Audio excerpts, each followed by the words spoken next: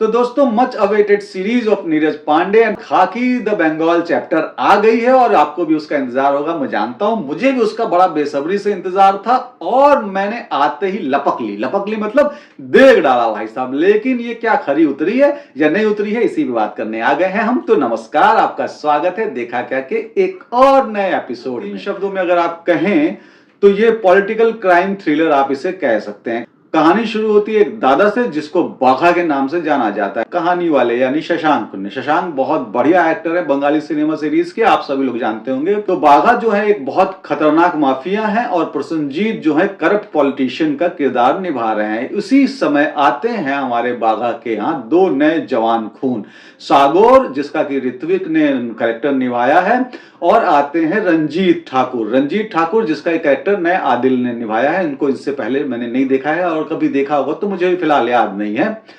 तो ये दो जवान खून थे। सागोर जो थे वो थोड़े दिमाग वाले थे, नरम थे, और रंजीत जो है बहुत गर्म दिमाग के एकदम बैल बुद्धि थे। फिर जैसे जैसे कहानी आगे बढ़ती है एक ईमानदार पुलिस ऑफिसर बुलाए जाते हैं दिखाने के लिए, उनके ऊपर लगाम लगाने के लिए, मगर उनकी हत्या कर दी जाती है। उसके बाद एक और आईपीएस अधिकारी को बुलाया जाता है जो कि किरदार निभाया है हमारे बंगाली सिनेमा के बहुत बड़े स्टार, लोग पागल हैं उनके लिए वहां पर, जीत, और बहुत अच्छे अभिनेता भी हैं। जीत आते हैं, फिर पूरा सिनेरियो बदलते हैं। पता चलता है बीच में कि भाई साहब इस पूरे सिंडिकेट में पूरा हॉस्पिटल से लेकर के, नेता से लेकर के, माफिया से लेकर के सब लोग मिले हैं, और ये सब तो जो छोटा मोटा क्राइम है ये सब तो आड़ है। इसकी आड़ में असल बिजनेस कुछ और चल रहा है जिसमें कि मानो हर अंग प्रत्यंग का धंधा चल रहा है। ये बहुत ही साधारण सी सीरीज निकल करके सामने आई है। इसके कारण कई सारे, एक तो आदिल भाई जो हैं जिनको बहुत बड़ा कैरेक्टर मिला है, पता नहीं उनको, हाँ शक्ल देख के बिल्कुल ये कैरेक्टर मिल सकता था क्योंकि शक्ल पे उनके वो कमीनापन है, लेकिन उनका अभिनय इतना मैं तो बहुत चिढ़ गया हूं। मतलब चिढ़न पैदा होने लगती थी कभी कभी। एक सीन है लास्ट के एपिसोड में जिसमें उन्होंने थोड़ा अच्छा किया, जिसमें चित्रांगदा के साथ उनकी एक बातचीत है, वो अच्छा किया है। सॉरी मैं आपको स्पॉइलर नहीं दे रहा हूं क्योंकि आप इससे समझ नहीं पाएंगे कि क्या बातचीत है। तो वो बातचीत जो है थोड़ी अच्छी लगी है, मुश्किल से एक आध मिनट की होगी वो बातचीत। उसके अलावा रवि किशन को और संजू बाबा को मिला करके बढ़िया से गूंथ करके, जवार बाजरा मिला करके उनके अंदर दे के फेंक के मारिए। वो ऐसा ही है, कभी ऐसा कभी वैसा। बीच बीच में भूल जा रहा है कि मैं बंगाल में हूं, फिर बीच बीच में मुंबईया बोला ऐसा मेरे साथ नहीं होगा, मैं करके दिखाएगा, फिर बीच में बंबईया आ जा रहा है, फिर बीच में बिहारी चली आ रही है, कर दिस तुम बोल दी। ओ इतना गलत जगह पे लगा रहा है वो बंदा कर दिस परदिस कि मतलब चिढ़ मच जाती है। आदिल भाई यार कुछ तो करना पड़ेगा आपको यार, ये गलत टाइम है, किस लाइन में आ गए हैं आप। माना कि सुबह से नहीं बिका था एक आलू, न बिका था आधा कांदा, मगर क्या ये कर देंगे आप धंधा?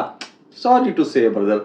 तो कहने का मतलब सिर्फ इतना है दोस्त कि एक एवरेज सी सीरीज है। नीरज पांडे सर वाली बात इस सीरीज में नहीं है, लेकिन हाँ टीयर 2, टीयर 3, टीयर 4 सिटीज के लिए, कस्बों गांव के लिए बढ़िया दबा के चलेगी। उधर नेटफ्लिक्स का कनेक्शन का जो भी अब मामला रहा हो बाहर क्या है ये मेरे को नहीं पता, लेकिन हाँ उधर चलेगा ही। ऋत्विक तो भाई साहब बंदिश बैंडिट में भी कमाल थे, और ये बिल्कुल अलग जोनरा की जो है सीरीज है, मगर इसके बावजूद भी उस व्यक्ति ने क्या कमाल काम किया है। ऋत्विक के लिए आप तालियां बजा सकते हैं। एक किरदार आया है, सॉरी मैं उसका नाम देखना भूल गया हूं क्योंकि बहुत भीड़ में, बहुत छोटा सा किरदार था उनका।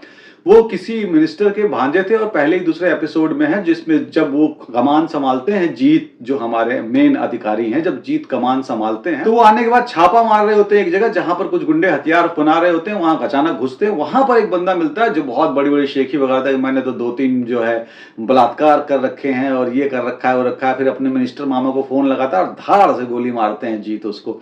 अरे भाई साहब उस कैरेक्टर ने केवल 1 मिनट के उस बातचीत में ऐसी जान फूकी है, मतलब मैं समझ नहीं पा रहा हूं कि उस व्यक्ति को एक अच्छा कैरेक्टर इस सीरीज में मिला क्यों नहीं।